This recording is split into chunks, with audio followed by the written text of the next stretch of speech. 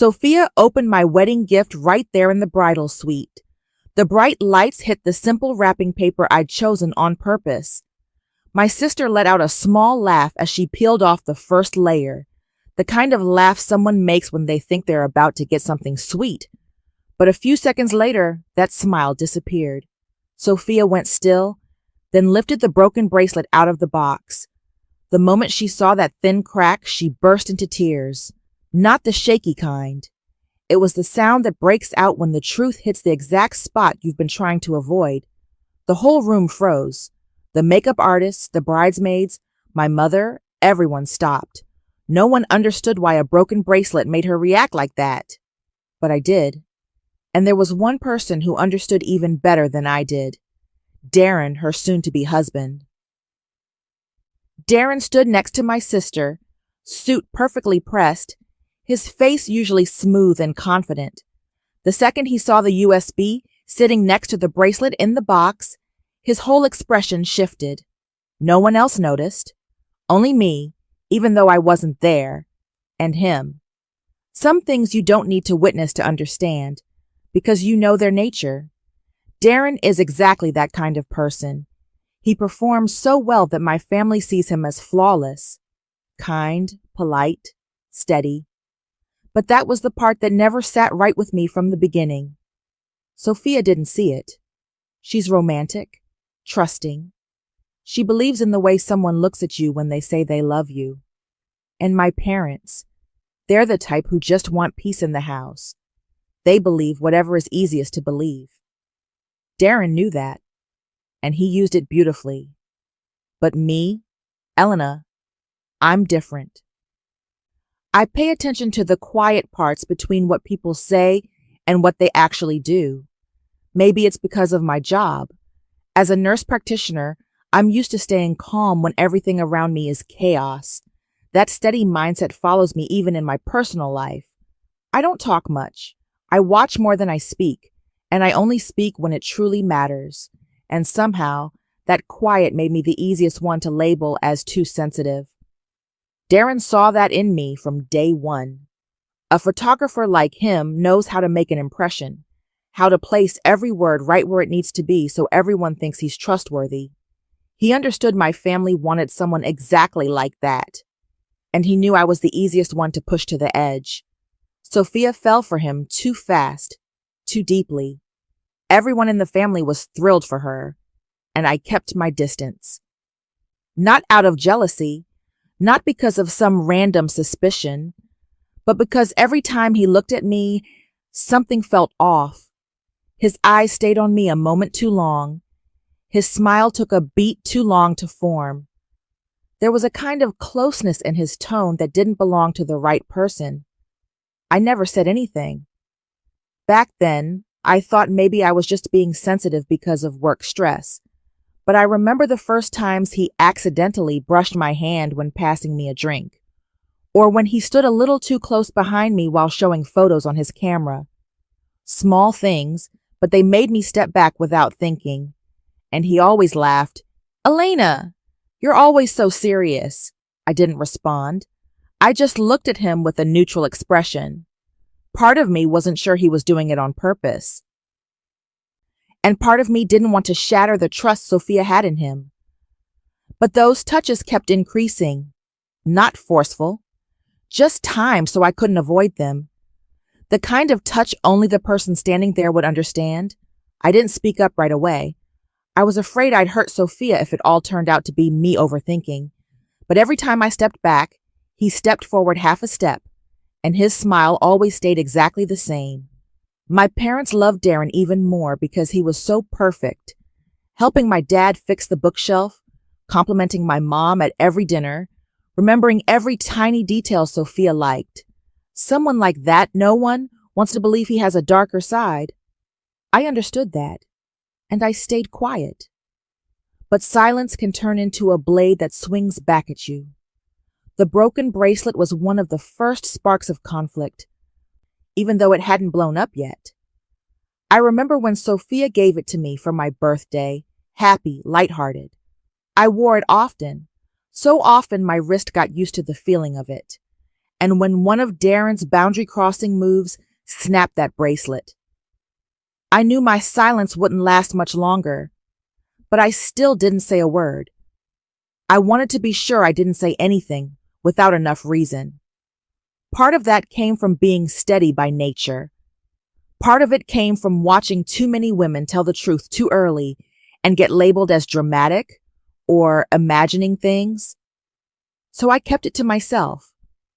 I watched every step he took toward me more carefully. I noticed every time his eyes weren't on Sophia, but on me. I knew that one day I'd have to say something, and I also knew that when I did, no one would believe me. After the bracelet broke, I started looking at Darren differently, not with suspicion anymore, but with the kind of clarity that comes from knowing exactly what's happening and waiting to see how far someone thinks they can go. What I didn't expect was how fast things would escalate.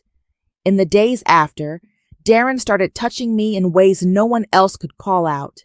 He'd walk past me in the living room, his hand brushing lightly along my waist like it was accidental.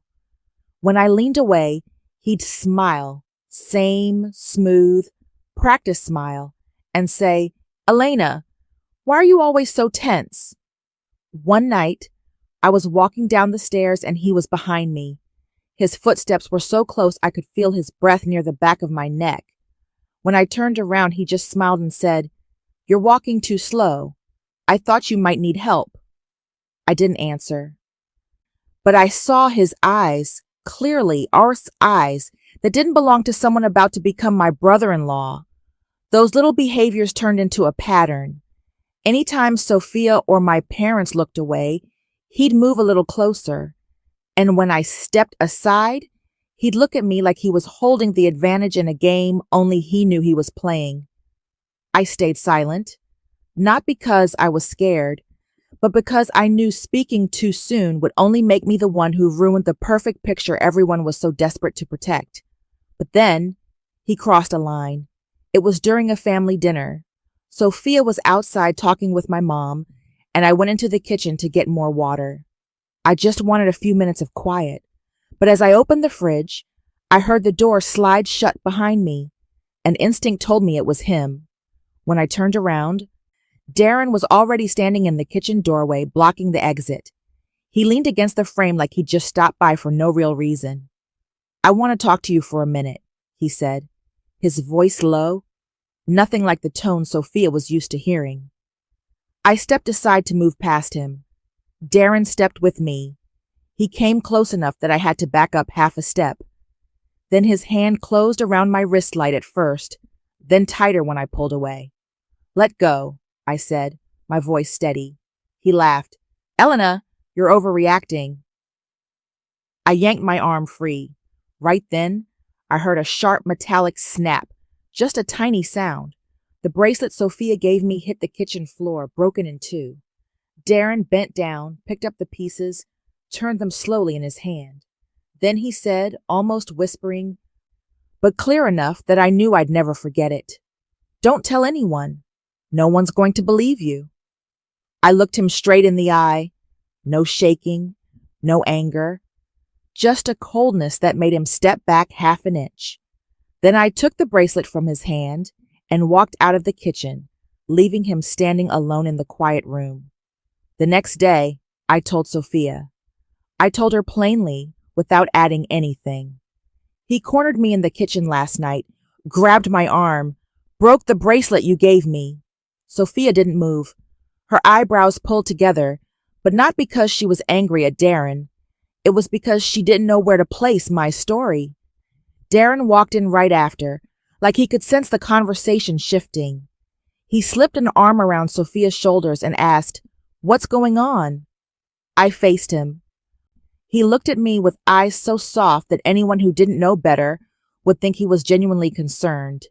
"Elena thinks I touched her last night," he said slowly, like he was explaining something to a child.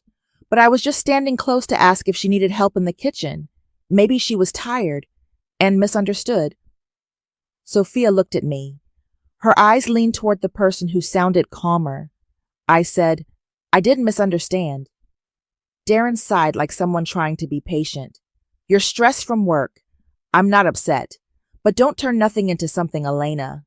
You don't want to upset Sophia. In one sentence, he turned me into the problem. My parents overheard and gave me that awkward, uneasy look. You've been working too many night shifts, my mom said. You're more sensitive right now. I didn't argue. But I knew that if I stayed quiet any longer, the truth would be twisted beyond repair. A few days later, Darren sent me a message late at night. If you don't want misunderstandings, then stop looking at me like that. It was vague enough for him to deny if he needed to, but clear enough for me to know he'd erased the boundary a long time ago. I took a screenshot, not out of spite, but because I knew I'd need proof. When I showed the message to my family, Darren looked at me with a cold smile he'd never shown in front of them. Then he spoke softly, almost like an exhale. That was a joke. Could have been edited, too. We all know Elena's better with tech. Everyone nodded. Sophia said nothing. My parents looked at me like I was trying to stir up trouble. No one believed Darren. The perfect man could be lying. I looked at each of them. Their silence weighed more than any accusation. Don't ruin the wedding, my dad said. His voice wasn't harsh, but it was firm. The family needs peace. Sophia started avoiding me, not out of hate, but because she chose to believe the version that was gentler, easier to swallow. And me, I stepped back. Not because I'd lost, but because I knew saying anything else now would only make them see me as the one causing chaos. But deep down, I had a clear feeling. I needed real evidence, not a text, not a story, something that couldn't be twisted. And that's when I started thinking about the USB and the broken bracelet 2 things that would speak for me when my words stopped mattering. I kept my distance from Darren after all the times he touched me in ways no one could call accidental. But my distance didn't stop him. I knew that. And I knew I was being pushed further into a corner where anything I said would be dismissed as imagination. Then one day, the truth came to me in a way I never saw coming. My dad called me in the morning, saying he was checking the home camera system before the wedding to make sure there were no blind spots or glitches. He told the camera company to send copies of all videos from the main hallway for the past month so he could review them. They sent everything to the family email, the same email I still had access to because I'd used it before to send their insurance documents. When I opened that email, I only meant to check if any of the files were corrupted. But then I saw a small video file, not a big one. The description said only hallway, 9:42 p.m., filtered footage. I clicked on it, and within the first 3 seconds, my heart tightened for a brief beat. The image was grainy but clear enough to leave no doubt. Darren standing in the hallway, facing Mimi from a few nights earlier. I was walking from the living room toward the stairs. There was no sound, but the picture said everything. I saw myself speed up when I noticed him. I saw Darren move toward me, his hand reaching out to touch my arm. I saw myself step back half a step. I saw him hold my wrist longer than he should have. I saw myself yank my arm away and him leaning in even as I was trying to avoid him. No sound, no excuses, just black and white footage. But sometimes the things without color show the truth the clearest. I closed the video. The screen went dark, reflecting my own face, calm in a way that felt strange. No anger, no fear. Just one thought cutting through everything. This is something he can't twist. I downloaded the video. Then I sat still for a few minutes. I didn't cry. I didn't shake. I didn't think about showing it to Sophia right away. She had already chosen the gentler version to believe. I tried speaking, and my words were pushed into a corner. But the wedding was coming, and I knew she needed to see it with her own eyes, not hear it from me. That night, I decided I wouldn't go to the wedding.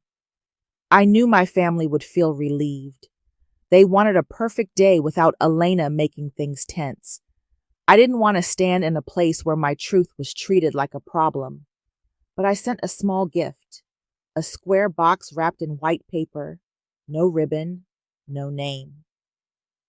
I brought it myself to the front desk of the hotel to make sure it landed exactly where it needed to go. Inside, I placed the broken bracelet on a layer of soft tissue. Next to it, a black USB no label, no note, no explanation, no letter. Just the truth, waiting to speak for itself. The wedding day arrived. I didn't check my phone. I didn't want to know anything early.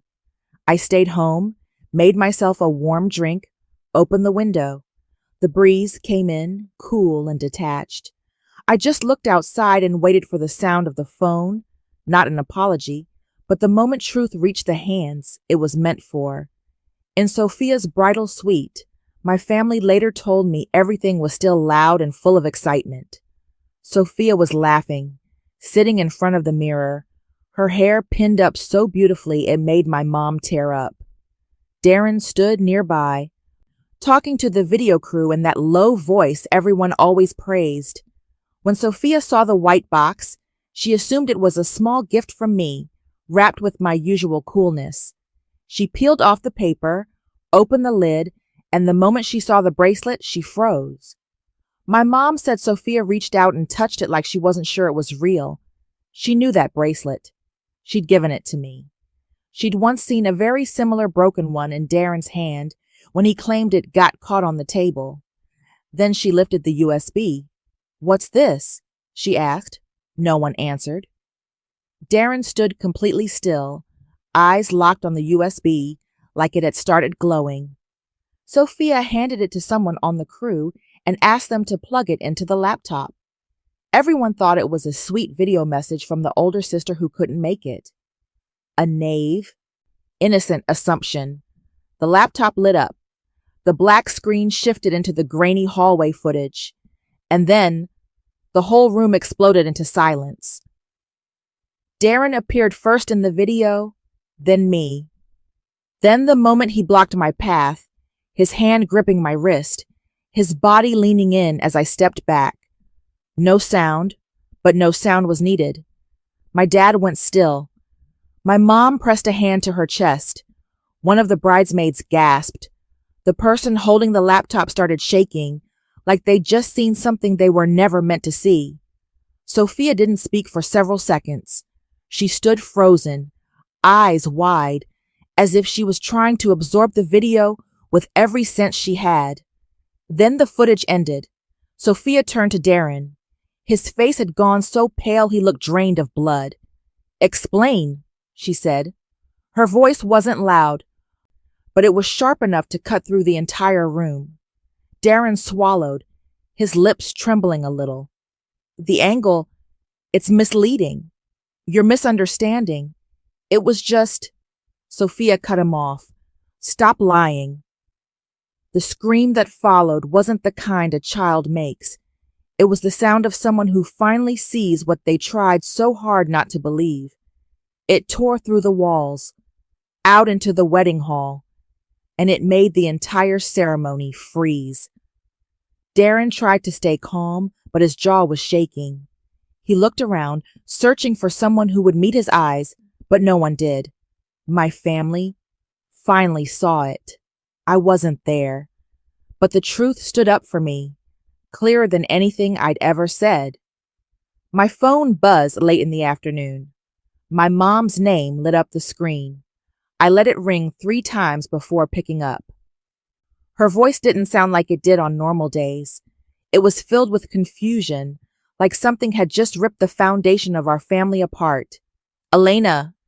Sophia ran out of the wedding. "What did you do?" I stood up, leaning a hand on the table. I didn't breathe fast. I didn't flinch. I didn't feel victorious. "I didn't do anything," I said, my voice steady. "I just returned what belonged to her." My mom went quiet. She didn't know what else to ask. She wanted to blame me, but couldn't find a sentence solid enough to hold. After a few seconds, she said something that sounded like someone trying to hold on to a piece of broken glass. "Darren said that video could be misunderstood." I closed my eyes for one beat. "Ask Sophia, not me." I hung up. not out of anger. I just knew anything I said would only be half heard. When the truth hasn't settled yet, people cling to whatever sounds easiest. I didn't want to step into that. Not even an hour later, there was a knock. 3 short taps, sharp and familiar enough that I knew exactly who it was. I looked through the peephole. Darren was standing there, still in the shirt from his wedding suit, tie loosened, face paler than usual. He glanced up and down the hallway like he was afraid someone might see him. I opened the door. I didn't invite him in, but he walked in anyway, like he still had that right. "Elena," he said, trying to steady his voice, "I came here to talk, to explain." I closed the door behind me and watched him without asking anything. Darren took a long breath, then started talking faster than normal, like someone trying to grab the last threads of a story that was falling apart. The camera, the angle wasn't right. I was just standing close. It made everything look worse than it was. "You misunderstood." I didn't respond.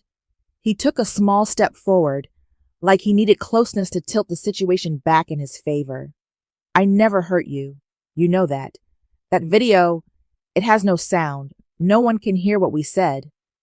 I looked at him for a few seconds. "It doesn't need sound." Darren froze, then hurried to twist the story again. "You ruined Sophia's wedding. You should have talked to me privately instead of sending that USB. You didn't think about her at all." My eyes shifted just slightly. "I did talk to you privately. A long time ago." His voice jumped half a tone. "But you told it wrong. You made things up. You edited the messages. I cut him off with silence. The kind of silence that doesn't allow the next sentence to exist.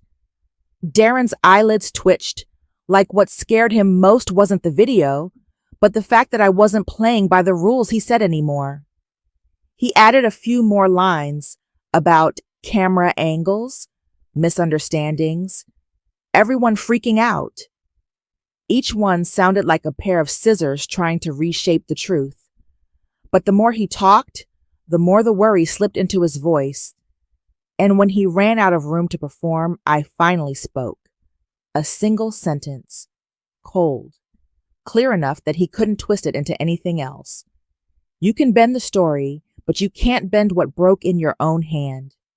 Darren went still. His face emptied out like someone had just pulled the plug on the person he tried so hard to be.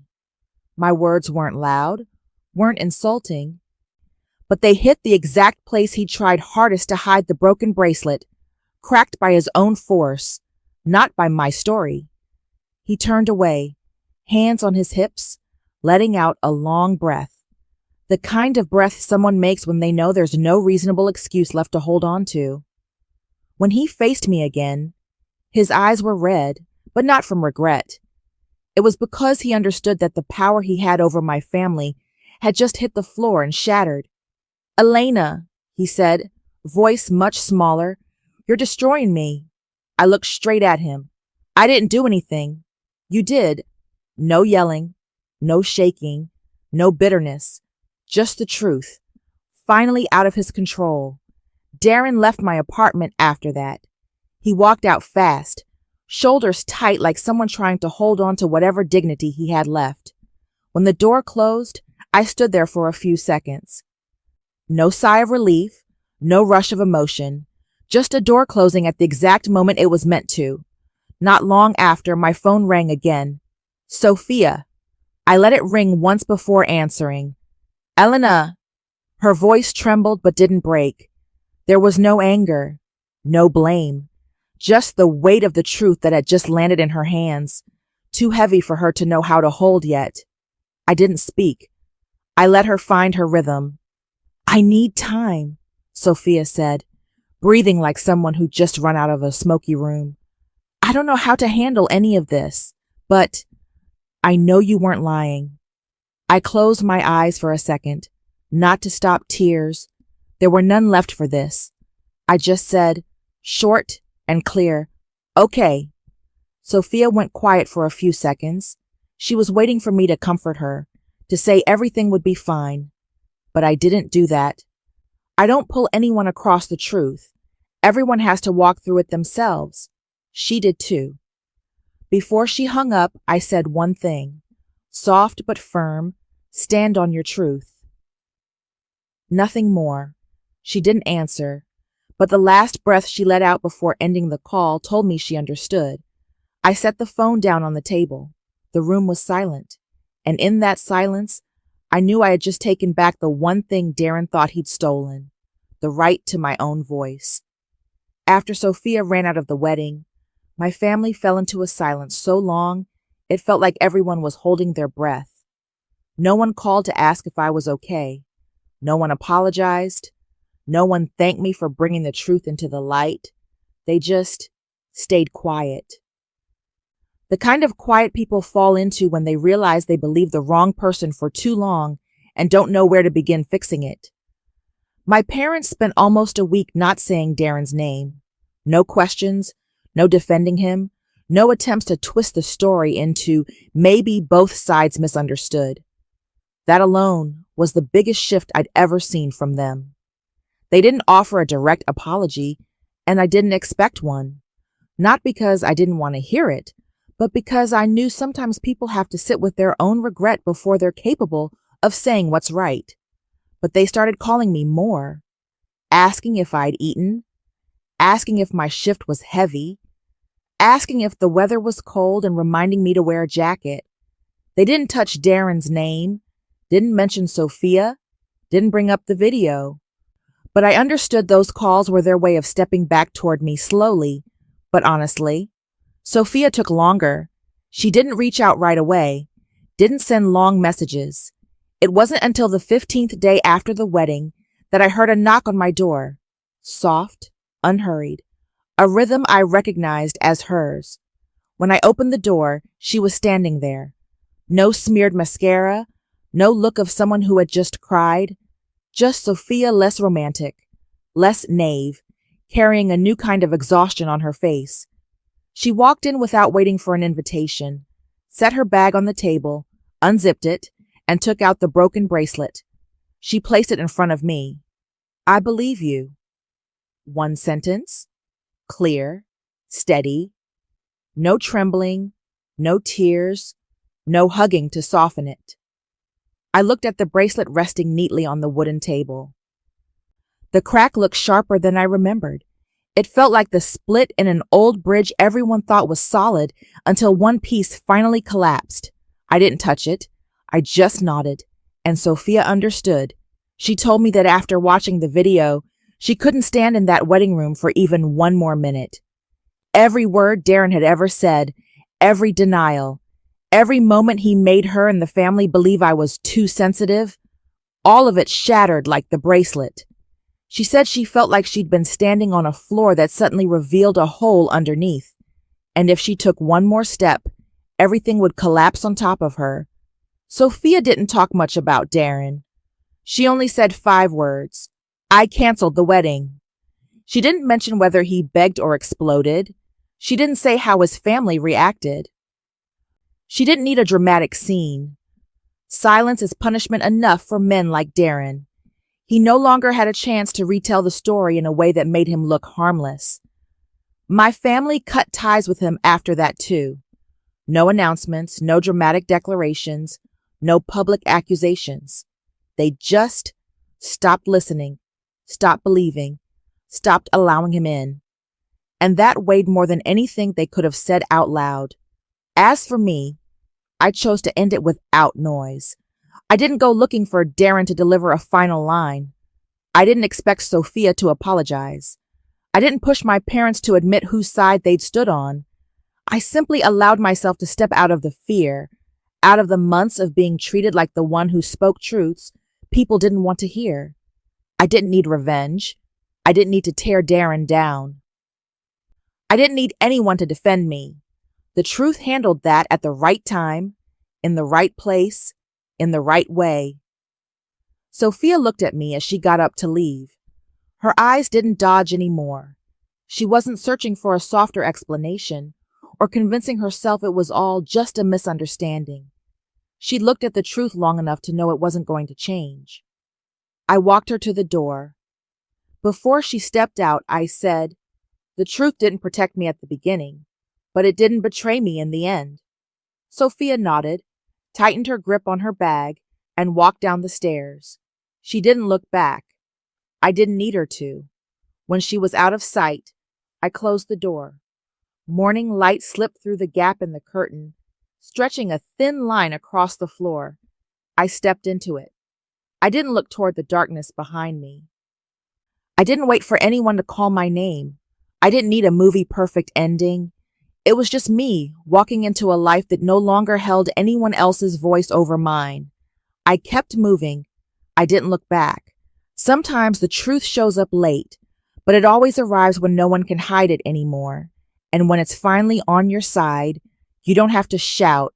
You don't have to prove anything. You just need enough calm to face it. That's the end of the story.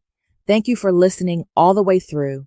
If you have any thoughts or experiences you want to share, leave a comment. I read every single one. And don't forget to like and subscribe so you don't miss the next story. Thank you so much for being here and supporting the channel. I'll see you in the next one.